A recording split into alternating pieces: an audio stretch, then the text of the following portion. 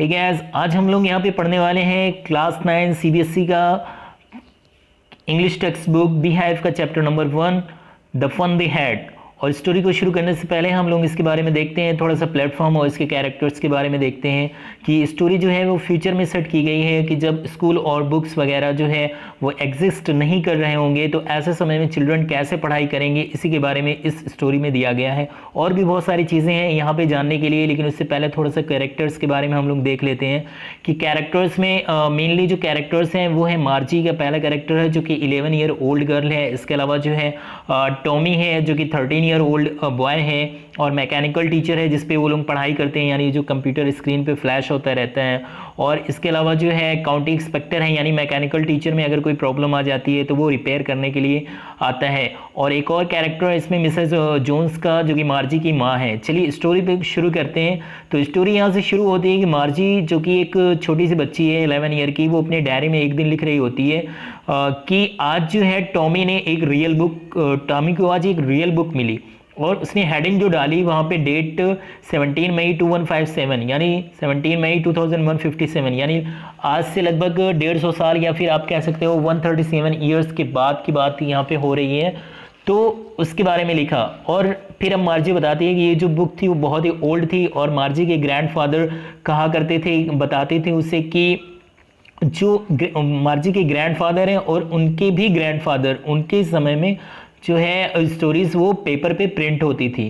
तो उन लोगों ने क्या किया, अब यहाँ पे दिखा रहे हैं कि यहाँ पे बताया जा रहा है कि दोनों लोग टॉमी और मार्ची दोनों बुक लेके बैठे हुए हैं और वो पेजेस को टर्न कर रहे हैं, पलट रहे हैं। तो वहाँ पे उनके पेजेस जो हैं वो बहुत ही येलो हो गए हैं और बहुत ही ज़्यादा क्रिंकली हो गए हैं। क्रिंकली यहाँ पे क्या हो गया, क्रिंकली जैसे मुड़े तुड़े पेज हो गए हैं और बहुत ही ज़्यादा एलोइश दिख रही है। और उनके जो वर्ड्स हैं उनको पढ़ने के बाद ये लोगों को मतलब बड़ा ही फनी सा फील होता है। उसका रीज़न क्या होता है कि जब वो पहला पेज पढ़ रहे होते हैं और फिर कुछ समय के बाद फिर से जब शुरू वाला पेज फिर से ओपन करते हैं तो फिर से लेटर जो है, जो वर्ड्स लिखे हैं वो एज इट इज़ अपनी जगह पे ही रहते हैं। जबकि इन लोगों की जो हैबिट पड़ गई होती है वो ये होती है कि वो कंप्यूटर स्क्रीन पे जो पढ़ाई कर रहे होते हैं तो टेक्स्ट जो होते हैं वो मूव कर रहे होते हैं और यहाँ पे बुक में जो टेक्स्ट हैं वो मूव नहीं कर रहे होते हैं बल्कि एक जगह पे स्टेबल होते हैं। और जब जो भी पेज खोलो तो अगर थोड़ी देर बाद फिर से वही पेज खोलो तो वो वर्ड्स एज इट इज़ अपनी जगह पे ही पाए जाते हैं। तो ये चीज़ इन लोगों के लिए बहुत ही ज़्यादा इंटरेस्टिंग और बहुत ही ज़्यादा सरप्राइजिंग होती है और इनको बड़ा ही फनी लगता है। तो फिर बाद में देखिए सेकंड वाले में क्या होता है, गी सेड टॉमी। तो टॉमी जो है गी यहाँ पे सरप्राइजिंग मतलब सरप्राइज को एक्सप्रेस करने के लिए आया है या फिर आप कह सकते हो हैट्रेड को एक्सप्रेस करने के लिए आ रहा है कि यार कितना बेस्ट है क्या ये सब है। और मैं तो कहता हूँ, टॉमी कहता है मार्जी से कि मैं तो कहता हूँ कि जब तुम ये बुक पढ़ोगी तो तुम इसे फेंक दोगी, पक्का मुझे पक्का फेंक दोगी, क्योंकि हमारे टेलीविज़न स्क्रीन पे वैसे ही मिलियंस बुक्स हैं और बहुत ज़्यादा बुक्स हैं और मैं उनको तो नहीं फेंकने वाला हूँ, लेकिन इस बुक को पक्का फेंक दोगी तुम भी और मैं भी। तो मार्जी कहते हैं हाँ सेम विद माइन, मेरे साथ भी ऐसा ही है। और अब यहाँ पे वही चीज़ बताई जा रही है कि वो 11 ईयर की है और टॉमी जो है 13 ईयर का है। और टॉमी ने जितनी टेलीबुक्स यानी कंप्यूटर स्क्रीन पे जितनी पढ़ाई कर ली है उतनी तो जाहिर सी बात है कि वो मार्जी ने नहीं की होगी। अब यहाँ से उन लोगों का कन्वर्सेशन स्टार्ट होता है, क्वेश्चन आंसर का जो दौर है। वहाँ पे पूछती है कि अच्छा तुमने इसमें क्या मिला, तो तुम्हें ये कहाँ पे मिली, where did you find it, कहाँ पे मिली तुम्हें। तो वो कहता है कि मुझे हाउस में मिली और वो एटिक पे थी। एटिक पे मतलब एटिक ऐसी जगह है जहाँ पे जैसे स्टेयर्स होती हैं जो सीढ़ियाँ, उसके नीचे का जो पार्ट होता है वहाँ पे लगभग स्टोर रूम बना होता है, तो वो चीज़ उसी को कहा जाता है एटिक। ओके, तो ऐसे ही पूछती है कि फिर इसमें लिखा क्या है। तो वो कहता है किसके बारे में लिखा है, तो कहता है स्कूल के बारे में।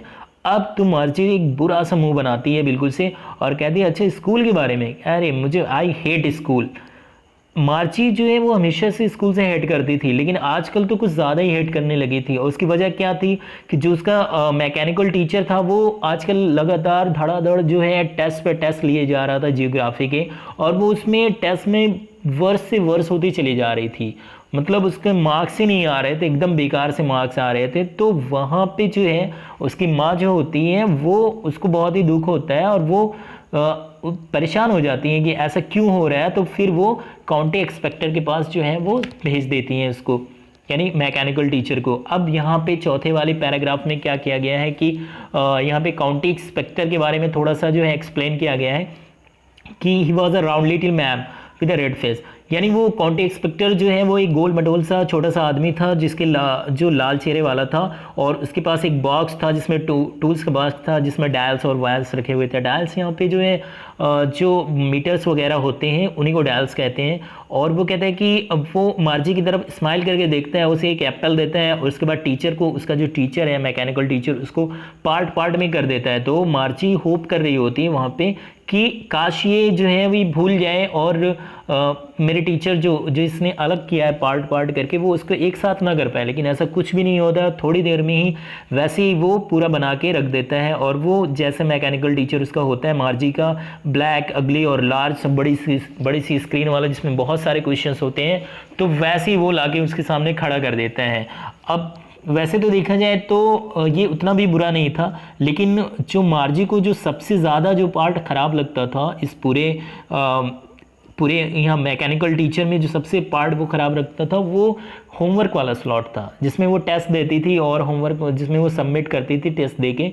क्योंकि वहाँ पे जैसे ही वो सबमिट करती थी वो वहाँ पे वैसे मैकेनिकल टीचर जो है वो तुरंत बिना कोई समय गंवाए हुए वो तुरंत कैलकुलेट करके वो कितना मार्क्स उसको मिला है वो बता देता था, और ये चीज़ उसे बहुत बुरी लगती थी। और सबसे बड़ी बात ये है यहाँ पे कि जो मार्ची है वो 6 साल की थी तभी से वो कंप्यूटर की लैंग्वेज यानी पंच कोड में उसको लिखना आ गया था, क्योंकि उसी में उसको लिख के कंप्यूटर में सबमिट करना होता था। एनीवे 5th वाले पैराग्राफ में आते हैं। यहाँ पे क्या होता है कि इंस्पेक्टर जो है जो वो बना लेता है, सारा काम फिनिश कर लेता है, तो मार्जी की हेड को पैट करता है यानी थपथपाता है थोड़ा सा, और उसकी माँ से कहता है कि ऐसा इसमें आपकी बेटी की कोई गलती नहीं है मिसेस जोन्स। मुझे लगता है कि ज्योग्राफी वाला जो सेक्टर है वो कुछ ज़्यादा ही हाई लेवल पे लगा दिया गया था, और ऐसी चीज़ें होती रहती है, अक्सर होती रहती हैं। तो मैंने ये जो एवरेज 10 ईयर लेवल पे लगा दिया है, यानी जो बहुत हाई लेवल था मैंने इसको 10 ईयर लेवल पे लगा दिया है, और अब जो है अब ऐसी कोई प्रॉब्लम नहीं होगी। और ओवरऑल अगर देखा जाए तो जो आपकी बच्ची की परफॉर्मेंस है वो क्वाइट सेटिस्फैक्ट्री है। और फिर से उसने मार्जी का सर जो है हल्के से थपथपा दिया, लेकिन मार्जी तो ऐसा चाहती नहीं थी, तो मार्जी जो है बहुत ही ज़्यादा डिसपॉइंट हो जाती है। और क्योंकि वो उस समय होप कर रही होती है कि ऐसा टीचर को, जो उसका मैकेनिकल टीचर है उसको 1 महीने के लिए कम से कम वो काउंटी इंस्पेक्टर जो है अपने पास तो रख लेगा। क्योंकि सेम ऐसे ही हुआ था जब टॉमी का मैकेनिकल टीचर मतलब ख़राब हो गया था, यानी उसमें हिस्ट्री का जो पार्ट था वो बिल्कुल पूरी तरीके से ब्लैंक आउट हो गया था, तो 1 महीने के लिए काउंटी इंस्पेक्टर ने बनाने के लिए अपने पास रख लिया था। तो कुछ ऐसा ही वो भी एक्सपेक्ट कर रही थी वहाँ पे मार्ची, लेकिन कुछ भी नहीं होता है और वो ठीक हो जाता है, बिल्कुल से अच्छा हो जाता है। तो अब फिर से यहाँ पे देखिए टॉमी से वो बात कर रही होती है, फिर वो टॉमी से कहती है कि why would anyone right about school, कोई स्कूल के बारे में क्यों लिखेगा, क्योंकि उसके खुद के एक्सपीरियंसेस इतने ख़राब होते हैं, इतने बैड होते हैं कि उसे लगता है कि सारे स्कूल ऐसे ही बेकार से होते होंगे, तो उसे कहते हैं क्यों स्कूल के बारे में क्या लिखेगा। तो टॉमी उसकी तरफ बिल्कुल ऐसे सिक्योरिटी की तरफ देखते हुए कहता है, मतलब एकदम सीनियर बन के बहुत ही उसको कम जान के ऐसे देखता है और कहता है कि ऐसा है कि ये हमारे टाइप का स्कूल नहीं है स्टूपिड, ये जो है ओल्ड काइंड का स्कूल है, और उस समय के स्कूल ये सैकड़ों साल पहले की बात है, बिल्कुल बहुत ही गर्व से कहता है, बिल्कुल सेंचुरीज एगो की बात है, मतलब कई 100 साल पहले की बात है कि जब स्कूल होते थे और उस समय के स्कूल दूसरे ही होते थे। तो मार्जी अब थोड़ा सा हर्ट होती है, लेकिन वो कहती है कि ठीक है, I don't know what kind of school they had all that time एगो, बहरहाल ठीक है, मुझे नहीं पता कि कैसे स्कूल होते होंगे, लेकिन anyway they had a teacher, लेकिन उनके पास क्या होते होंगे, टीचर होते होंगे। तो sure they had a teacher but it wasn't a regular teacher, it was a man. अब यहाँ पे बम फोड़ने वाली बात थी किसके लिए, मार्जी के लिए, कि जैसे ही उसने कहा कि हाँ टीचर तो होते थे, टॉमी ने कहा टीचर तो होते थे, लेकिन वो टीचर ऐसे होते थे कि मतलब हम लोगों के जैसे टीचर नहीं होते थे, बल्कि वो मैन होते थे। अब यहाँ पे a man, how could a man be a teacher, एक आदमी कैसे, एक आदमी जो है वो टीचर कैसे हो सकता है, इनके लिए बहुत ही ज़्यादा स्ट्रेंज था। यहाँ पे मार्ची के लिए वो यकीन नहीं कर पा रही थी कि एक मैन कैसा टीचर हो सकता है, जो कि हम तो रोबोट या फिर कंप्यूटर से पढ़ते हैं। Well he just told the boys and girls things and gave them homework and asked them questions. तो यहाँ पे वो कहते हैं कि हाँ ऐसा होता था, वो गर्ल्स एंड बॉयज़ से क्वेश्चंस करते थे, उन्हें होमवर्क देते थे और बहुत ही अच्छी तरीके से वहाँ पे उनसे मतलब बात करते थे या उनको पढ़ाते थे। तो ये बहुत ही ज़्यादा सरप्राइजिंग था मार्ची के लिए, लेकिन यहाँ पे हम लोग ये वाला पार्ट जो है एंड करते हैं और हम लोग इसके आगे का जो पार्ट है उसको नेक्स्ट वाले पार्ट नंबर 2 में पढ़ेंगे, क्योंकि ये वीडियो बहुत ही ज़्यादा लेंथी हो जाएगी। इसी वजह से जो है इसको यहाँ पे एंड करते हैं और नेक्स्ट आप जो है देख सकते हैं पार्ट नंबर 2 में। Okay, thank you.